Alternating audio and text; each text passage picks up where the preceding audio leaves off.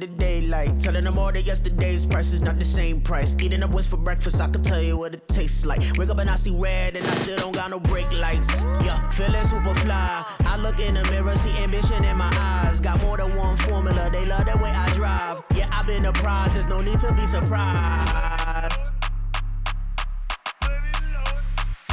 Baby, I'm a go-getter, go-getter. Yeah, you better go figure, go figure. Baby, I'm a go-getter, go-getter.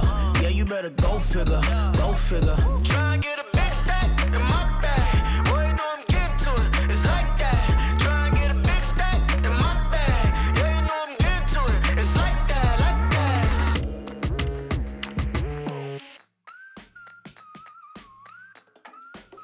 that. My name is Malik Radigan. I'm Todd Mueller. So I work at Francis Howell High School, and then I'm a math teacher, and then I coach softball and girls basketball.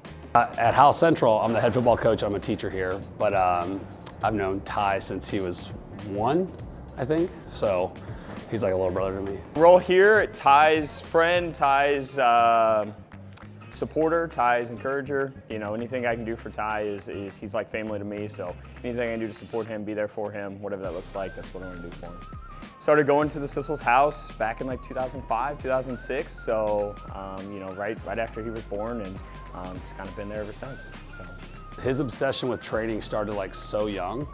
But I think once I got so I've been here for 7 years. It's almost like every summer or every off season, me, Ty, and Todd are like always here lifting on weekends, during the weekday and stuff. So that's been like I feel like a 7-year type deal. But he's been obsessed with like training and lifting for a while.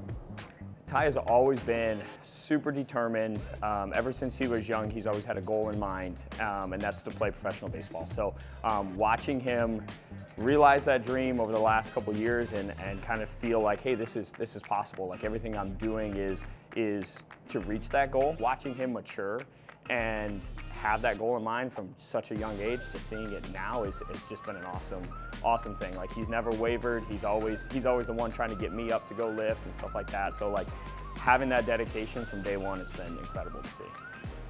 I think it's like evident to see like a 140 or 50 pound kid walking into high school to now being 175, 180 and the specimen that he is. But like just even in that, like every skill set he has been enhanced because like he focuses on like the most minute details, right? And so it's been cool for us to see where me and Todd joke around like we're washed up athletes, but like he's in his prime, and it's been fun to watch him grow and excel just because of his dedication to the craft. It's waking up at 4 a.m. to work out during the school year. It's on the weekends making sure he's doing proper recovery or baseball training. He's fortunate enough to been around because of his dad, because of his upbringing. Like they've been around professional athletes their whole life, and so he knows what it takes. But at the same time, he's I know everyone says like, oh, built different. He's truly built different. He has that attention to detail, and he has a desire that a lot of people talk about or dream about, but he has it. And so no matter what happens, no matter how long this career is going to last, like he's going to grow and he's going to like prove something. So it's pretty cool to see. Biggest advice I have, just continue to be yourself. Continue to be consistent, continue to be who you are, because that's gotten you this far, and that's going to get you wherever you want to go. So, you know, you've given everything that you can possibly give to yourself and to training and to baseball, and at the end of the day, that's enough. And wherever that takes you is going to be the spot where you're supposed to be. So.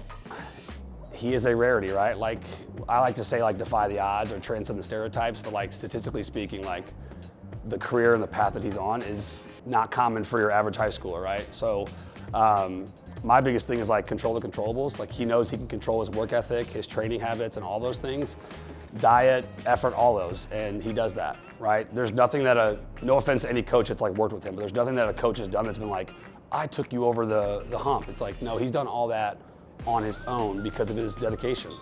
No one is there to wake him up at 4 a.m. to go work out. No one's there to say, hey, make sure you get 4,000 calories in today. Like he does that on his own. And then no one's also there saying, make sure you perfect your craft and you're the best at what you do. He does all that on his own. So like for a kid who wants to aspire to be like Tytus Cissell, it's mastering the mundane. It's being really great in those small things, and he's done that on his own. Yes, some awesome coaches and teachers and people are coming to his life to guide him, but for him specifically, he's done it on his own. He's controlled the controllables. How would you sum up your mental approach to the game of baseball? Yeah, just kind of trusting my preparation off the field, going out there and playing as confidently as I can, playing loose, controlling the controllables and doing what I can do to win. That's kind of been the biggest thing, just trusting my process and my routines and the work that I put on off the field so I can just kind of play on. Tytus has some things that I believe all professional athletes have. He has some God-given abilities that are amazing. And this comes down to God, genetics, DNA, whatever you want to attribute those to. But what Tytus has done is he is optimized to the highest ability through his work ethic those attributes. We all have a choice on what we do with what we're given. And Tytus had made a decision and a promise to himself that he was going to do everything he could in his own ability to make sure that he was optimizing those natural gifts. He's fast, he moves well, he can jump high, he's got a great arm. But those things only take you so far. And then Tytus has done the research. He's put the team around him to where he could put max effort into all of those things to then take them even to the next level. I believe I heard Malik say he's built different. He's built different mentally. He has a drive that I've seen very rarely in high school age students. And he also has put an amazing team around him that he continues to be a driving force and an advocate for his own outcomes, which is amazing to see. Tytus was able to lift continually because of Todd Mueller. He opened the gym up every single morning for Ty, took him there, made sacrifices on his own time. The same for Malik Radigan. Ty had his support across the state in Pride Fitness out of Kansas City with Andrew Helmick. He wrote nutrition programs and also strength programs for Ty to do on his own here. Ty had a hitting coach, Nate Orff, really helped him with the mental aspect of performance and hitting. So obviously Darren and I and Ruby, Ty's girlfriend Callie, all of us just being an emotional support for him as well. I think he's had the best group of people to help him achieve his goals.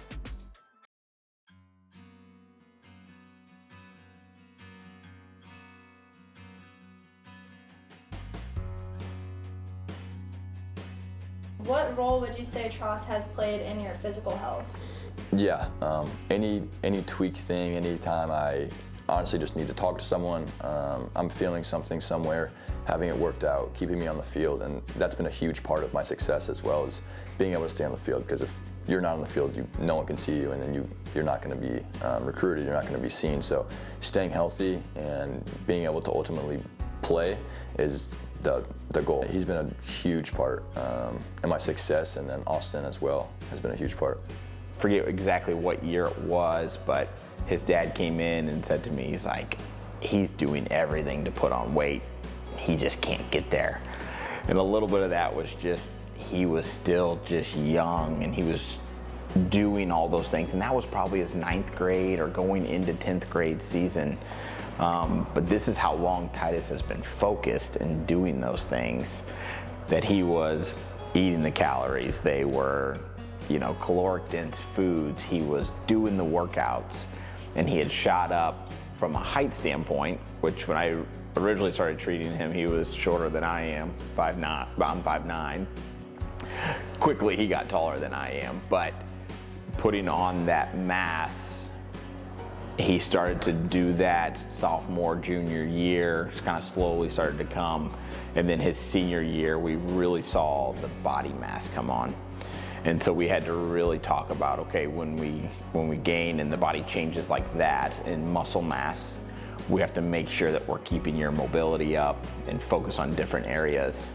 And it was cool to see the shift where then putting on the mass wasn't the big focus. It was making sure that he still moved the way he did in the previous years. And that was really unique, and to see him kind of shift that focus a little bit, because now this was becoming easier, but then we had to make sure he was maintaining the things that had gotten him to that spot with speed, quickness, agility, mobility. And he did that with grace and just switched focus, and it was fun to kind of watch him grow physically, mentally, and in preparation. And it was really neat to see.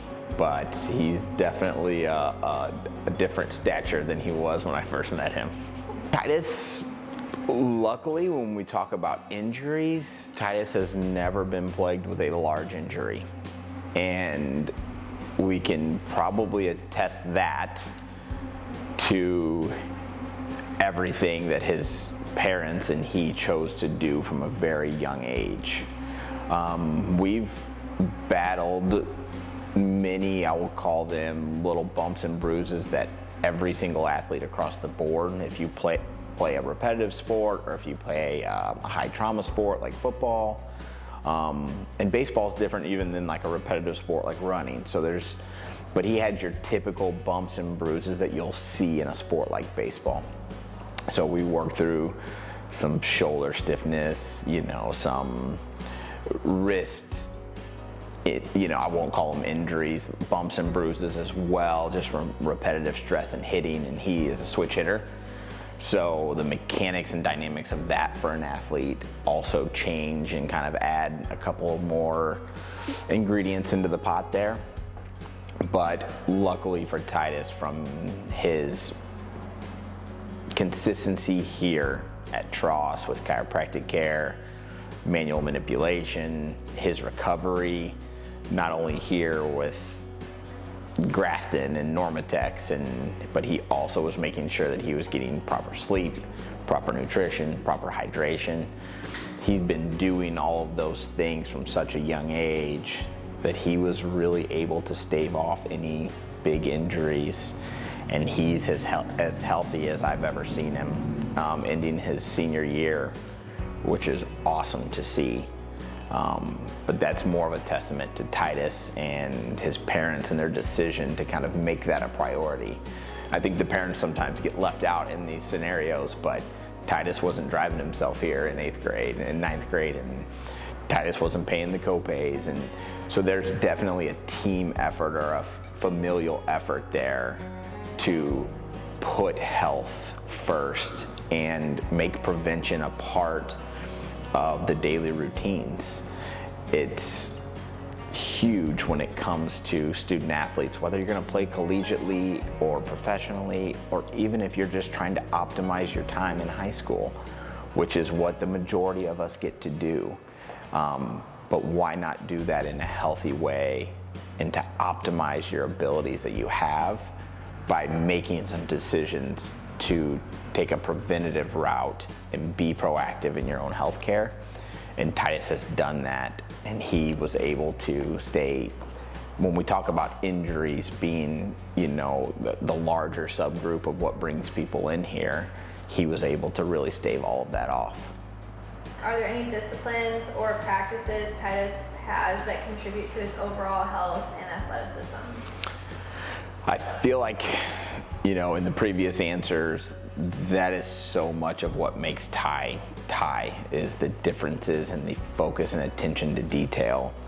His 5-6 a.m. workouts, his nutrition, making sure that he was following advice of not from here, but of those other team individuals that I've spoke about, making sure that what his goals were and following the regiment on the workout side.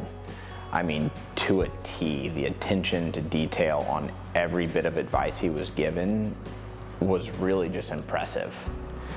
And when I would give him exercises to do rehab type exercises, or I would give him advice on, let's try this versus this is what we need to be focusing on mobility wise, this is how many times I need to see you.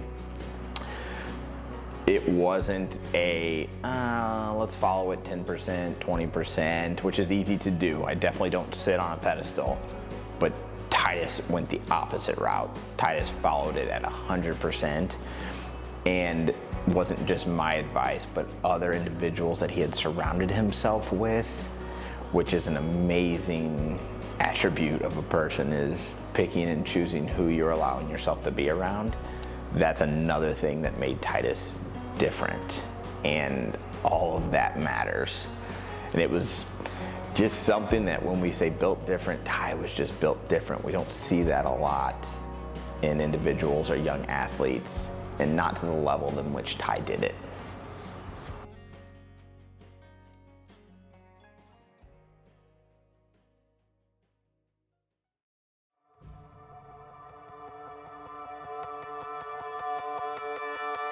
For a long time, most mornings and before I go to bed, I watch like motivational videos and stuff to honestly try to get me like pumped up for the mornings when you don't want to wake up at 4 a.m. And there's a lot of great quotes and stuff. A lot of them are written on my wall. I would say Eking Johnson, he talks about discipline, and he says discipline is staying true to what you said you would do long after the mood you set it in has left.